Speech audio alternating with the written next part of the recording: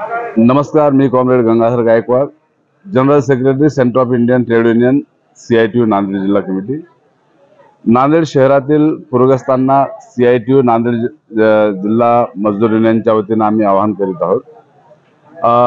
मागील 2 वर्षापासून CITU संलग्न मजदूर युनियनच्या वतीने वेगवेगळे आंदोलन करून नांदेड शहरातील पूरग्रस्तांसाठी आपण 2023 मध्ये 9 करोड रुपये आणि 2024 मध्ये 18 करोड रुपये मंजूर करून घेतलेले आहेत। 2024 मध्ये जी पूरग्रस्तांची यादी 21/2/2025 रोजी तहसील कार्यालयानं जिल्हाधिकारी कार्यालयाच्या संकेतस्थळावर प्रसिद्ध केलेली आहे, त्या यादीमध्ये मोठी अनियमितता आहे। या संदर्भाने आम्ही माननीय जिल्हाधिकारी राहुल कर्डिले यांच्याकडे तक्रार केली आणि त्यांना काही पुरावे दिल्यामुळे त्यांनी माननीय तहसीलदार साहेबांना सांगून एक नवीन आदेश काढण्यासाठी भाग पाडलेला आहे आणि त्या आदेशामध्ये आक्षेप घेण्यासंदर्भात लिहिलेलं आहे आणि ज्यांचे नाव नाहीत त्यांनी मागणी करण्याची असं देखील स्पष्ट नमूद आहे। परंतु त्या आक्षेपाचा दिनांक हा खूप कमी दिलेला आहे। 5 मार्च ही शेवटची तारीख आहे। आमची मार्क्सवादी काँग्रेस पक्ष व CITUच्या वतीनं मागणी आहे, विनंती आहे जिल्हा प्रशासनाला की ती तारीख जी आहे आक्षेपाची आणि मागणी अर्ज करण्याची 15 तारीख करावी। परंतु सोमवारी 3 तारखेला आम्ही तहसीलदार साहेबांना भेटणार आहोत। संघटनेचे जेवढे आपले सभासद आहेत, ज्यांनी फॉर्म भरलेले आहेत किंवा जे संघटनेसोबत कनेक्ट होते, ज्यांच्या घरामध्ये पाणी जाऊन नुकसान झालेलं आहे, संसारोपयोगी साहित्य खराब झालेलं आहे, त्या सर्व लोकांनी भगिनींनी सोमवारी म्हणजेच 3 तारखेला 3 मार्च रोजी तहसील कार्यालय नांदेड येथे सकाळी 11:30 वाजता यावं असं आवाहन आम्ही CITUच्या वतीनं करत आहोत।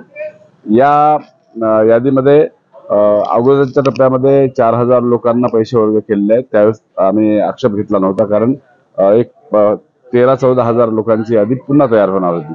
परंतु 21 तारखेला जी यादी प्रसिद्ध झाली त्या यादीमध्ये 70 ते 80% बोगस लोक आहेत।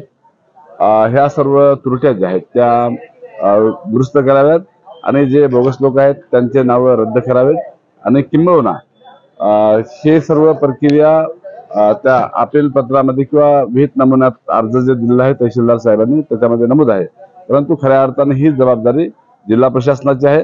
त्यांनी सर्व या संदर्भात हे चौकशी करावी, तातडीने चौकशी करावी आणि चौकशी पूर्ण झाल्याशिवाय आणि जनतेचा जो विश्वास उडालेला आहे जिल्हा प्रशासनावरचा, विशेषतः महानगरपालिकेवरचा, तो विश्वास टिकून ठेवण्यासाठी महानगरपालिका आणि तहसील कार्यालयाच्या अधिकाऱ्यांना हे सर्व लक्षात घ्यावं लागणार आहे।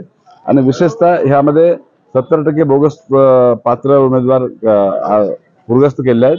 हे करणारे जे महापालिकेचं मुख्य काम होतं त्यामध्ये जे अधिकारी आहेत, जिल्हाधिकारी मोदयांनी 6 सप्टेंबर रोजी जे आदेश काढला होता त्या आदेशातील सर्व नमूद लोकांवर दोषींवर कारवाई करावी अशी देखील मागणी आहे।